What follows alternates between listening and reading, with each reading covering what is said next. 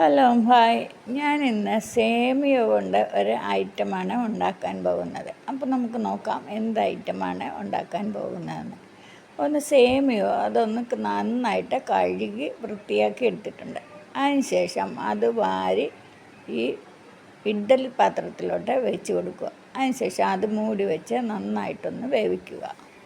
അതിനുശേഷം ഒരു പാത്രമെടുത്ത് അതിലോട്ട് 2 സ്പൂണ് മൈദ, 2 സ്പൂണ് അരിപ്പൊടി, 1 സ്പൂൺ കോൺഫ്ലവർ ഇത്രയും എടുക്കുക.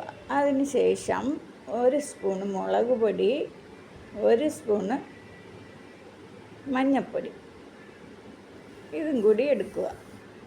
കുറച്ച് ഉപ്പും കൂടെ ഇട്ട് നന്നായിട്ട് ഇളക്കി യോജിപ്പിക്കുക. അതിനുശേഷം നമ്മൾ ആ വേവിച്ച് വെച്ചിരിക്കുന്ന അത് നന്നായിട്ടൊന്ന് അടർത്തിയെടുക്കുക. അടർത്തിയെടുത്തതിന് ശേഷം ഇതിലോട്ട് ഇട്ട് നന്നായിട്ട് യോജിപ്പിച്ച് എടുക്കുക. അതെല്ലാം ഉപ്പൊക്കെ നന്നായിട്ട് പിടിക്കുന്ന രീതിയിൽ യോജിപ്പിച്ചെടുക്കുക. അതിനുശേഷം ഒരു ചീനച്ചട്ടി അടുപ്പത്തോട്ട് വെച്ചിട്ട് കുറച്ച് എണ്ണ ഒഴിച്ച്, ഇത് കോരികയിൽ വെച്ചാലും മതി. ഞാൻ ആദ്യം കോരികയിലാണ് വെച്ചാൽ പിന്നെ ചീനച്ചട്ടിയിലോട്ട് തന്നെ ഇട്ട് എല്ലാം വറുത്തെടുത്തിട്ടുണ്ട്. അതിനുശേഷം കപ്പലണ്ടി വറുത്തെടുത്തു. അതിനുശേഷം വേപ്പില വറുത്തെടുത്തു. അത് ഞാൻ വീഡിയോ എടുക്കാൻ മറന്നുപോയി കേട്ടോ.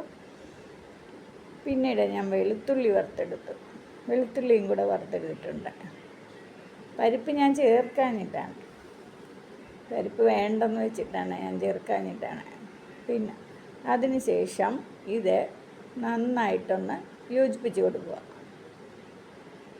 അതിനുശേഷം കുറച്ച് കായപ്പൊടി, കുറച്ച് മുളക് പൊടി, കുറച്ച് ഉപ്പും കൂടെ അതിലോട്ട് ഇടുക. എന്നിട്ട് ശരിക്കും ഒന്ന് ഇത് നന്നായിട്ടൊന്ന് ഇളക്കി യോജിപ്പിക്കുക.